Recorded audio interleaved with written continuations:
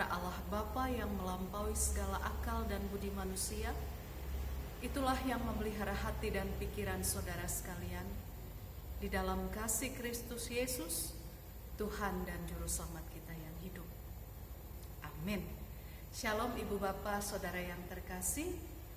Dalam minggu yang ketiga setelah Trinitatis, hari ini kita kembali dengar-dengaran akan firman Tuhan untuk menjadi dasar dalam kita menjalani kehidupan bersama keluarga terkasih, untuk membangun keluarga bahagia di dalam Kristus.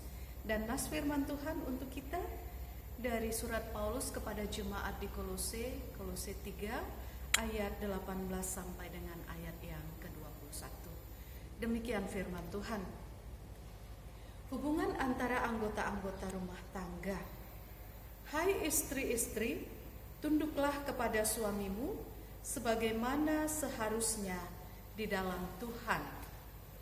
Hai suami-suami, kasihilah istrimu dan janganlah berlaku kasar terhadap dia.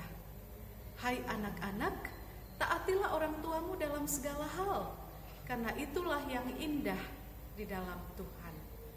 Hai bapak-bapak, janganlah sakiti anakmu, supaya jangan tawar hatinya. Sampai demikian jauh pembacaan nas firman Tuhan. Jemaat yang dikasihi Tuhan kita Yesus Kristus, kita tahu bahwa keluarga adalah merupakan satu organisasi atau lembaga yang tertua yang ada di muka bumi ini, yaitu satu lembaga atau organisasi yang terdiri dari suami, istri, dan jikalau Tuhan melengkapi lembaga tersebut, ditambahkan atau dianugerahkan anak ataupun anak-anak menjadi bagiannya. Jadi Allah lah yang menjadi inisiator dalam membangun lembaga keluarga. Dan kita tahu sejak awal rencana daripada Allah adalah untuk memberikan kebahagiaan kepada manusia itu sendiri.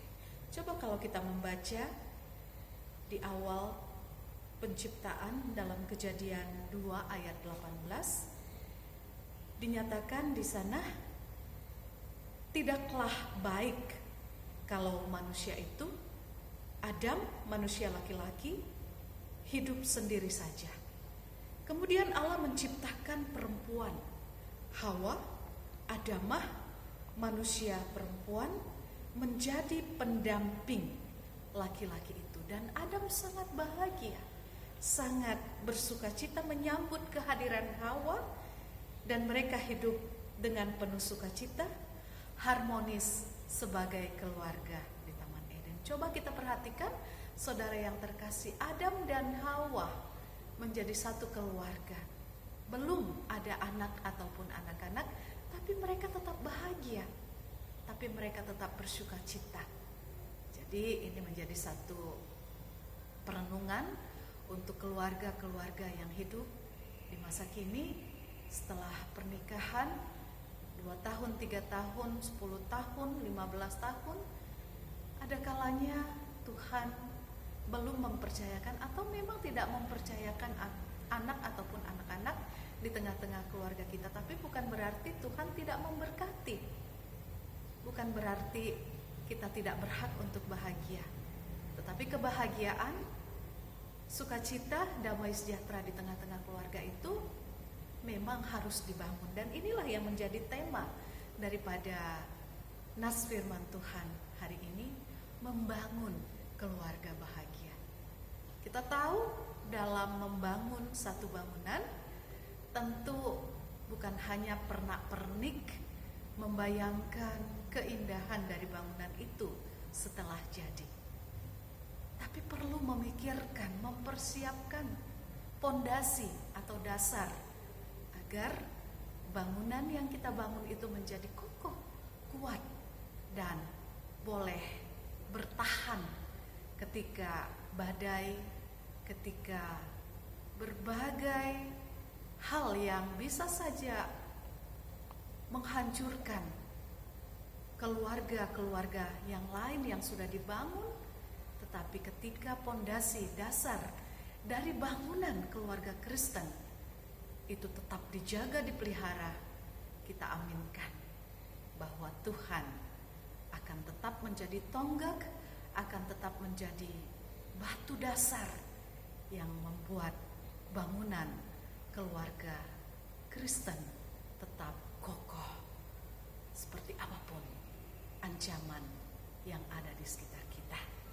Dan untuk itulah, saudara yang terkasih, saya mengingat kepada satu perkataan dari Confucius yang mengatakan kekuatan satu bangsa itu berasal dari integritas keluarga. Artinya, kalau keluarga kuat, maka gereja dan negara di mana kita menjadi anggotanya pun akan menjadi kuat.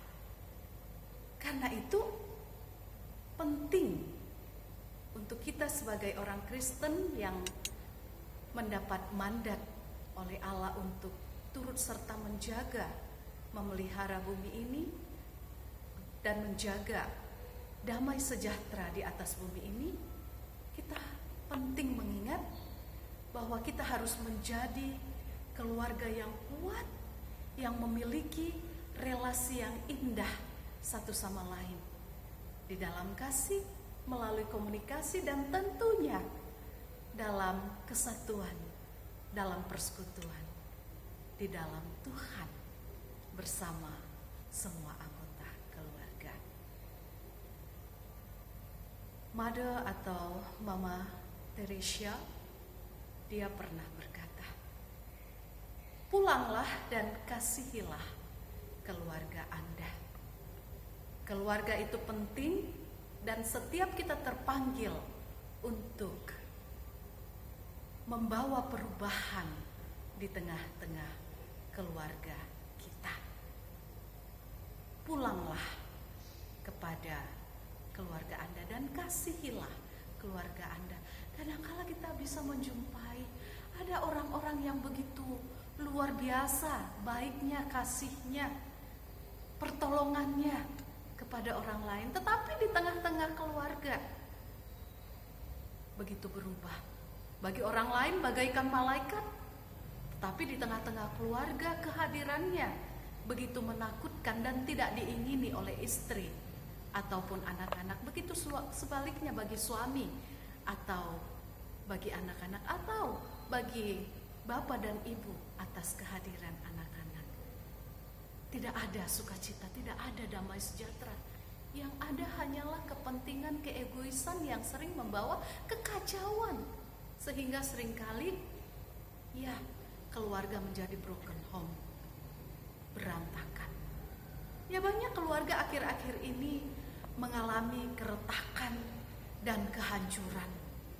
Ini disebabkan oleh banyak hal, mulai dari masalah ekonomi, pekerjaan, perbedaan sikap, dan juga karakter yang terus tidak mau dibangun. Juga disebabkan karena suami istri yang tidak memiliki relasi yang benar dalam berkeluarga. Karena itu, untuk menciptakan keluarga yang kuat, maka diperlukan kondisi keluarga yang rukun dan harmonis. Sebab itulah setiap jemaat harus berusaha membangun kehidupan keluarga sesuai dengan kehendak Allah. Kuncinya adalah bersedia untuk berubah, dan perubahan itu bukan karena kita mengingini yang lain harus lebih dahulu berubah, tetapi perubahan itu justru harus dimulai dari diri kita sendiri. Perikop ini, saudara yang terkasih, menyatakan satu perintah yang harus dilakukan oleh setiap anggota keluarga, suami, istri, dan jikalau ada anak dan anak-anak harus menjalankan peran masing-masing supaya keluarga ini terbangun di dalam kasih, di dalam kepedulian. Dikatakan istri harus tunduk kepada suami walaupun bisa saja mungkin jabatan, posisi, atau pendapatan, ataupun ya penghasilan istri itu lebih besar daripada suami. Tetapi istri harus menghormati suami. Atau jikalaupun istri memiliki talenta karunia yang lebih menonjol daripada suami, tidak harus membuat suami dibelakangkan, tapi harus menaruh sikap hormat. Kita kembali kepada istri yang bijaksana dalam kitab Amsal. Dia boleh mengeksplor segala talenta karunia, kelebihannya untuk bertanggung jawab di tengah-tengah keluarga. Tapi apa dikatakan dalam Amsal 31?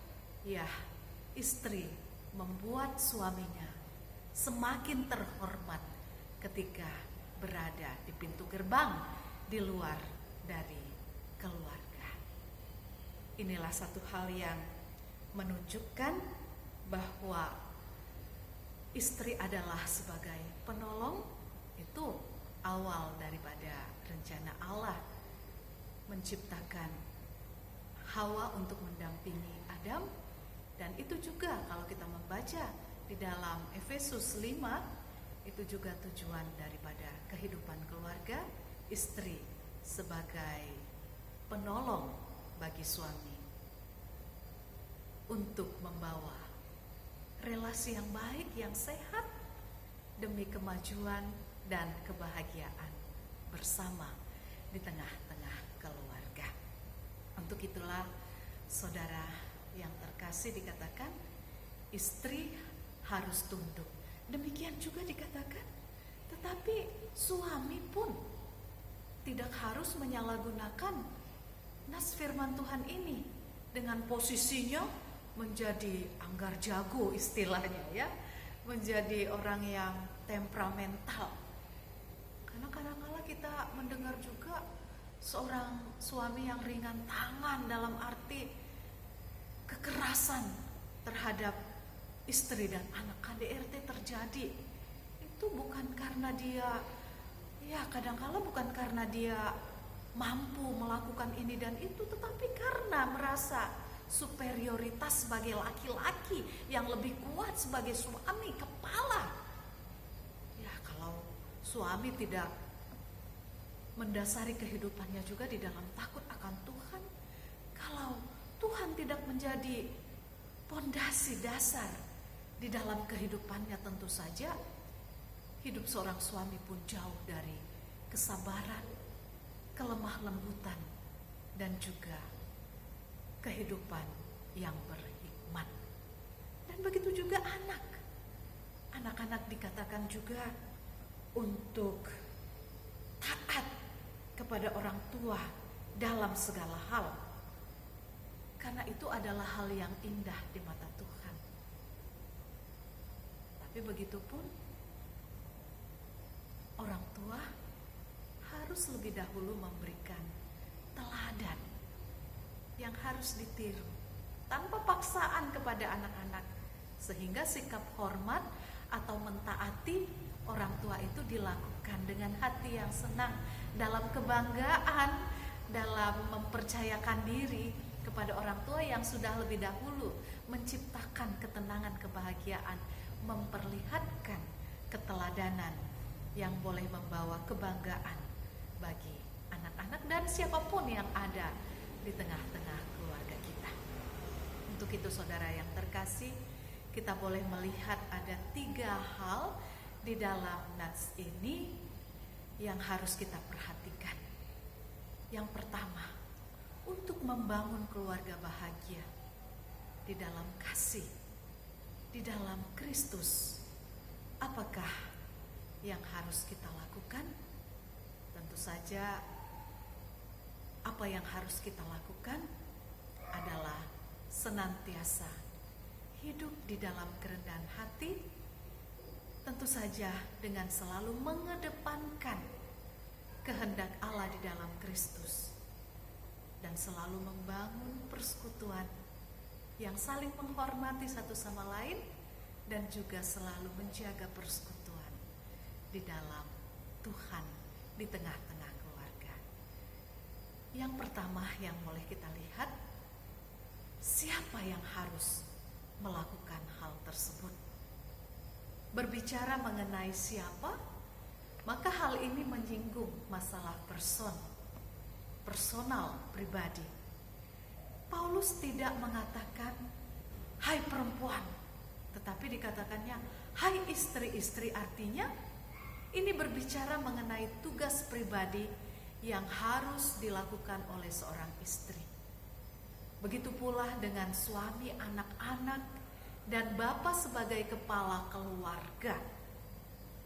Hal lain yang menarik dalam pertanyaan ini adalah urutan daripada perintah yang dialamatkan Rasul Paulus.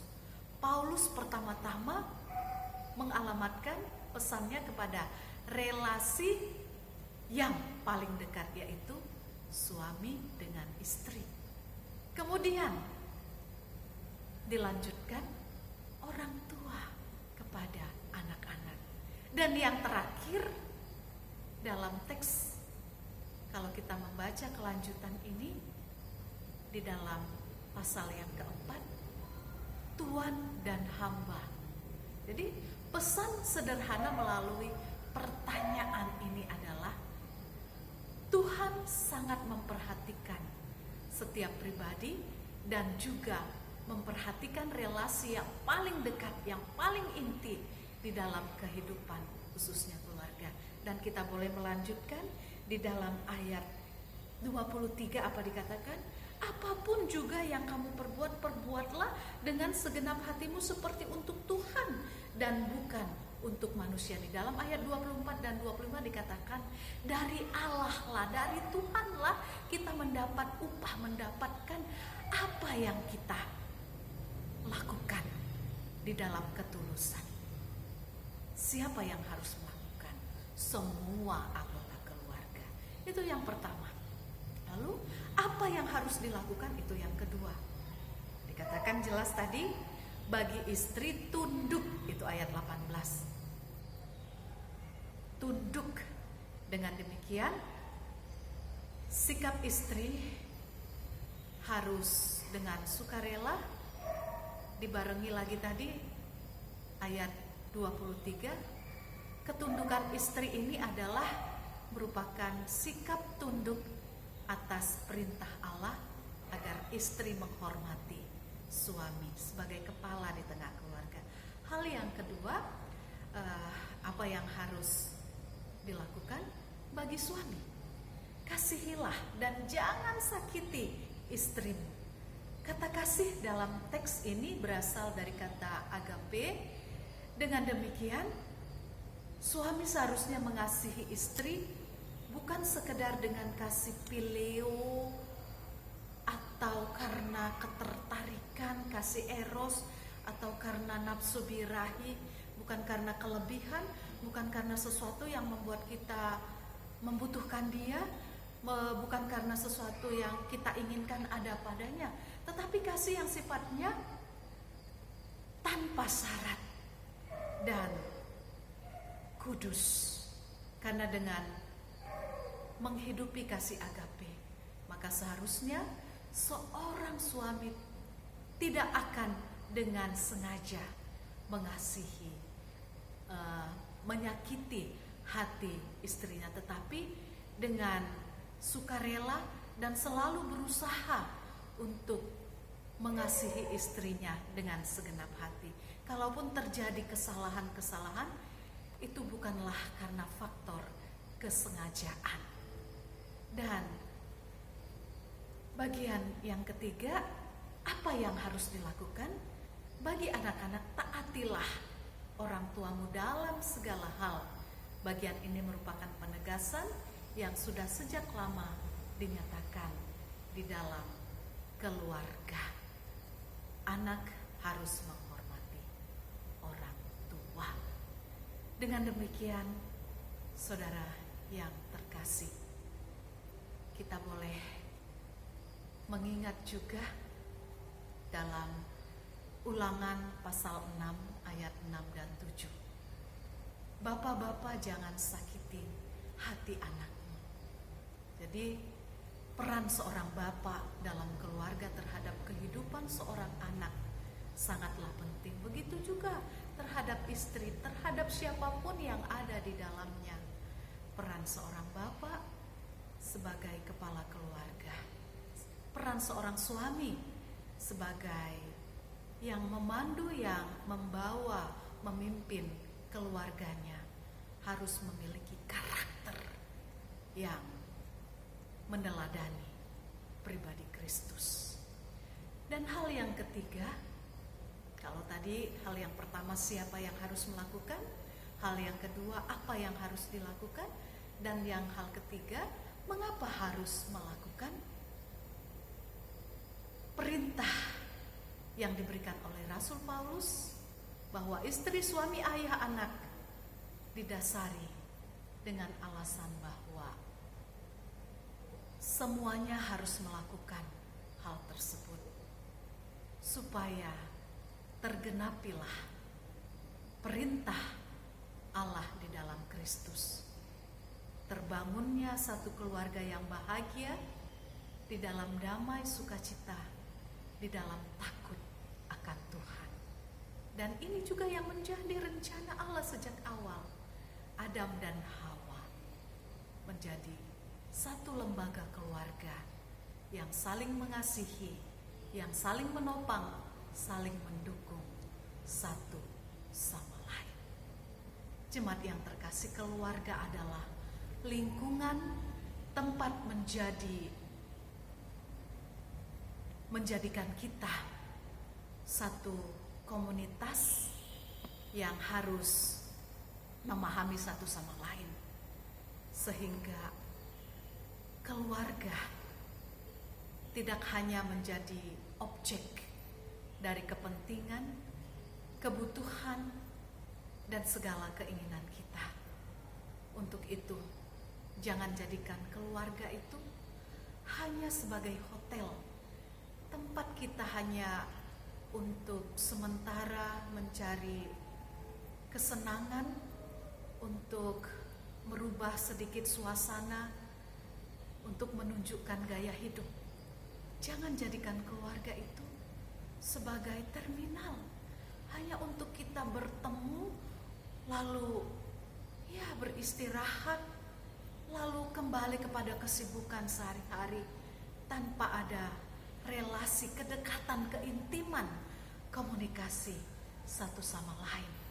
Tetapi keluarga adalah satu tempat sekolah di mana Tuhan sedang mendidik kita untuk menjadikan kita menjadi pribadi-pribadi yang dewasa, yang tangguh untuk boleh belajar bagaimana caranya mengasihi, bagaimana caranya merendahkan hati, bagaimana caranya mengedepankan satu sama lain, bagaimana caranya berbagi, bagaimana caranya untuk tidak egois sekalipun kedudukan, posisi atau talenta kita itu lebih banyak, lebih tinggi, lebih menonjol daripada yang lainnya. Untuk itu kita harus memahami bahwa membangun keluarga yang bahagia sebagaimana ajakan daripada nas firman Tuhan hari ini tidak dilakukan oleh satu orang, suami saja, istri saja, anak-anak saja, tetapi semua anggota keluarga, bahkan ketika ada orang lain pun yang membantu kita di tengah-tengah keluarga, kiranya boleh melihat keindahan bangunan keluarga bahagia yang sudah mereka saksikan, sehingga kita menjadi teladan untuk yang lainnya yang menyaksikan hidup kita, terlebih menjadi mesbah bagi Tuhan, di mana Tuhan selalu berkenan hadir untuk menambahkan berkat sehingga kebahagiaan dan sukacita, rasa syukur akan selalu mengalir dari kehidupan kita. Karena itu, bangunlah keluarga bahagia dengan membuat Kristus menjadi fondasi, dasar, dan kasih agape untuk mendasari segala aktivitas kegiatan, perilaku kita satu sama lain, sehingga keluarga bahagia yang kita bangun akan membuat kita menjadi keluarga yang sungguh-sungguh menyenangkan hati Tuhan. Amin.